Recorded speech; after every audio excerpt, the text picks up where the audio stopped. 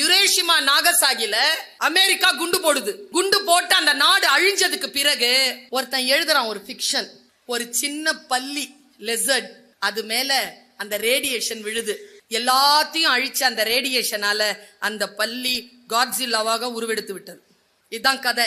Godzilla வேற யாரும் இல்லம்மா, ஜப்பான் தாமா காட்ஸில்லா.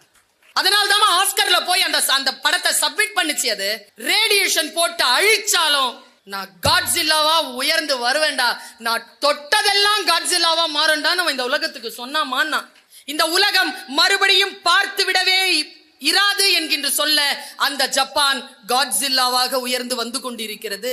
நம் குழந்தைகளுக்கு சொல்லிக் கொடுங்கள், உங்களுக்கு எந்த சூழ்நிலை வந்தாலும் கீழே விழுந்துராத.